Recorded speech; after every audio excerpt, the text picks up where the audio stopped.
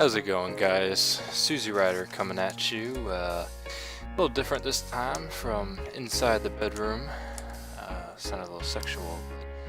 Anyway, having a little bit of trouble with my camera on the motorcycle, man. There's just too much wind noise. It's way too cringy starting out with these videos. I look like I'm filming with a fucking iPhone or something. Probably worse, but get some of my drink there. I just wanted to come at you today and talk about top 7 reasons why you should get a leader bike. And you heard me right, top 7 reasons why, not top 7 reasons why not. And you know, I know I'm not a big YouTuber right now. I know I'm not super influential or anything. You have no reason to trust me. But the one thing I can say is I have a leader bike, and I've had smaller bikes. I would go with a leader bike every time. First-hand experience. A lot of these people telling you that you should never get a leader bike have never even ridden one before. So, and I think it's just like the hot meme right now to say, you know, in the motovlogging community, you know, leader bikes are overkill, they're overpowered, you don't need that. You know, it's just kind of like saying Nickelback is terrible music or something. It's just like the thing right now to trash leader bikes. And I don't really understand it, so I'm going to give you my perspective. You know, if you really have been wanting a leader bike, I encourage you to watch this video and maybe use it as a good excuse. So anyway, without further ado, let's jump right into it. Alright, reason number 1. These aren't in any particular order, man. I'm just throwing them out at you. They don't have to be any more expensive than the 600. Now that might sound crazy, but there are ways you can get on a 1000cc and actually spend less than you would for 600. Now you might have to leave the super sport category, and I'm not saying you got to get on a cruiser, but you can get cheaper, and you know, whatever you might lose in handling or riding position, you'll gain in power, and it won't really matter. My bike is a GSXS 1000F, so it's basically the naked. It's like a naked bike. It's like a FZ 10 or something like that, but they threw the fairings back onto it. So it really pretty much looks like a sport bike. Only major difference is the bars are upright. Now, at my dealership, I walked out the door with that thing for $7,750. You know, most super sport bikes new, and this was a 2016 model with 20 miles on it. Nobody had ever, you know, owned it before. Most super sport bikes, 600s, you're going to be paying at least 10. So there are ways you can get around it. I got a pretty good deal on that thing, but there's other ways, man. Go used, just go a few years old and get a 1000 instead of a brand new 600. Promise you, with as little as bikes get ridden, it's not going to make a big difference. Reason number 2, you do not have to rev the piss out of a leader bike to get any sort of speed. So, you know, the big difference between a leader bike and a 1000 is it's kind of like cars, like a 4-cylinder or a V8. In a leader bike, you can go relatively fast by, you know, revving to very moderate RPMs and not making a whole lot of noise, not, you know, just revving the crap out of it. You know, there's a whole lot of things that tie into that. One, I think it's easier on your motor, obviously. I think the motor will last longer just by default. You know, we're all going to want to go whatever speed we want to go. Some people want to go really fast. Some people want to just cruise around. Some people want to go moderately aggressive. But to do that on a 600, you are going to need a lot more revs to get there, because the motor's just not as powerful. So, I mean, that's a big thing. You know, you can just easily keep up with the 600 by twisting like half throttle. I mean, it's crazy if you ever race a 600 and you're on a 1000. So yeah, reason number 3. A lot of you are going to say I'm full of shit for this, but actually you can get better gas mileage on a leader bike, and it ties into what I just said. Or you can at least get close to what the 600s get if you are a relatively aggressive rider, because you're not revving it so high all the time. Furthermore, you aren't revving it high just in your moderate driving. You know, you can keep it and leave it in 6th gear, just ride along, and just really save on the gas. For instance, my GSXS 1000 gets about 40 miles to the gallon on average. If I baby it, I can get all the way up to 42, and if I ride more aggressively, I drop down to like 38. I know a lot of people in 600s that don't get that good. So, you know, it's kind of the best of both worlds, man. You get more power, you get more rideability, you sometimes get better gas mileage, unless you're just really crazy and you want to go 200 miles an hour all the time. Reason number 4, this ties into it. It's a lot of people will call it lazy riding, but I call it comfortable riding, man. I think that lazy is kind of like a demeaning term for it.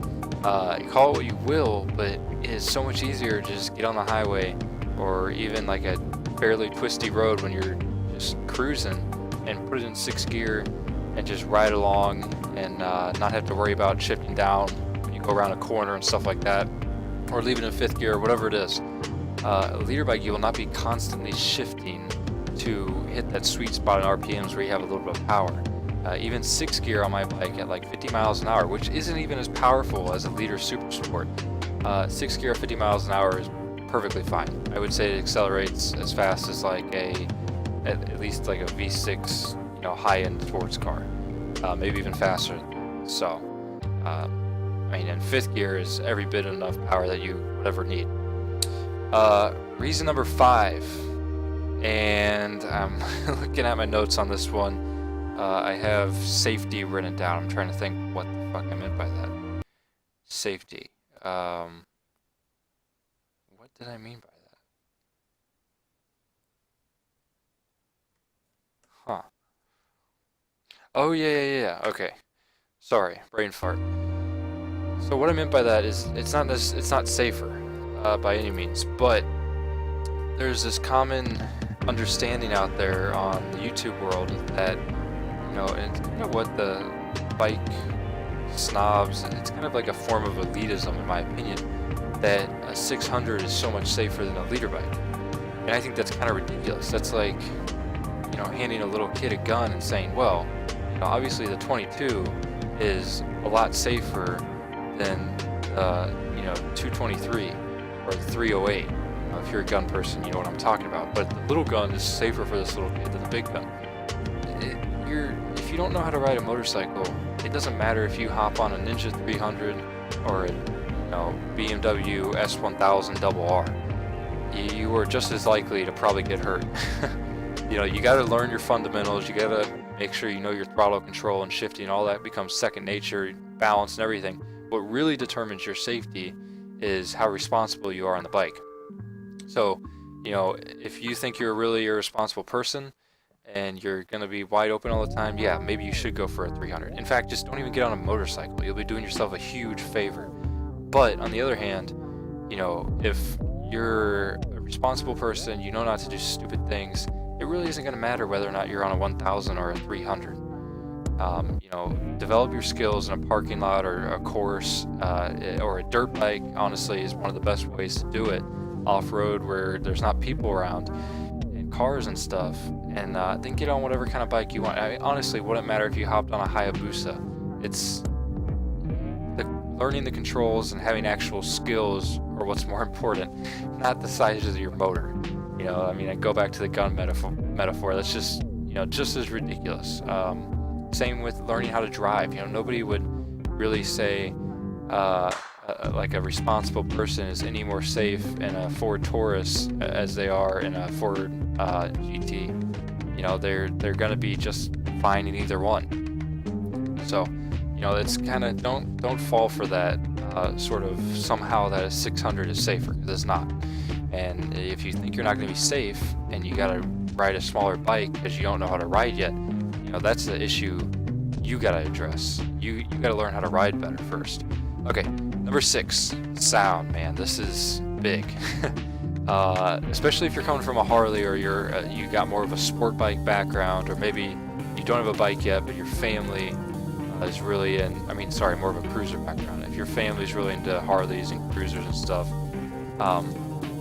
the 600 is like the typical, stereotypical, annoying sport bike sound that gets memed on the internet and that old guys are going to make fun of you for.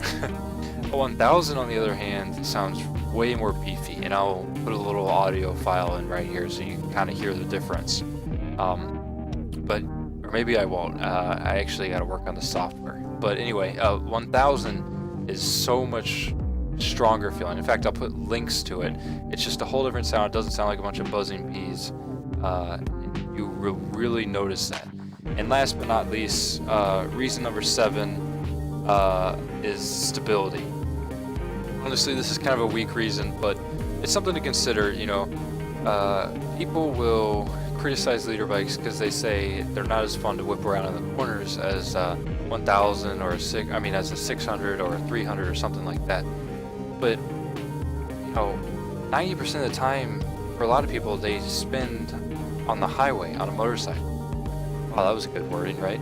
But they, you know, a lot of people do not even go on back roads. They spend most of the time commuting on the highway or riding on the highway. Maybe they only have straight roads. I'm fortunate enough to live in a place with a lot of curvy, hilly roads out here near the Ozarks. But you know, a lot of you guys just live on flat ground, straight roads. You know, what would you rather have? A really light bike that's really flickable, or something that weighs a little more and is completely stable in the wind? You know, it might not be a huge difference going from a 600 to a 1000 weight-wise, but I would tell you, for example, I had a DRZ 400, and that on the highway compared to my 1000 is like night and day. And furthermore, even though my girlfriend liked the seat on the 400 a lot more, she didn't even think she would like it. She has to sit up higher, but now after she tried it, she would much rather ride the 1000 because it's more stable, it feels more safe, and to be honest, it probably is a lot more safe. It's not affected by wind or anything like that. It can go, you know, highway speeds and not be kind of on the edge. So that's definitely something to consider, going, you know, light and being a little bit unstable on the highway, especially if you're very light, like a 300 or a dual sport or something like that, versus going for a heavier bike that's completely stable and still handles pretty well. Maybe not as well as a 600 or a 300, but if you're not going to be going in the twisties all the time anyway, and honestly, even me, it's something I only do on the weekends anyway. The 1000's definitely not a bad choice. It has its strengths. So anyway, hope you guys liked the video. Those are the 7 reasons that I came up with. That took about 10 minutes. I'm sure I could come up with much more intriguing reasons if I took a little bit of time. But the point of that is, that's something I came up with in 10 minutes. And there are very solid reasons why a leader bike is better than a 600. You know, something I didn't say is it's the obvious one. It's just flat out faster, it's cooler, it's a lot more fun to ride, in my opinion, that goes on top of it. But a lot of people like to say that's the only reason, and truly it's not. So anyway, I guess I'll see you in the next video.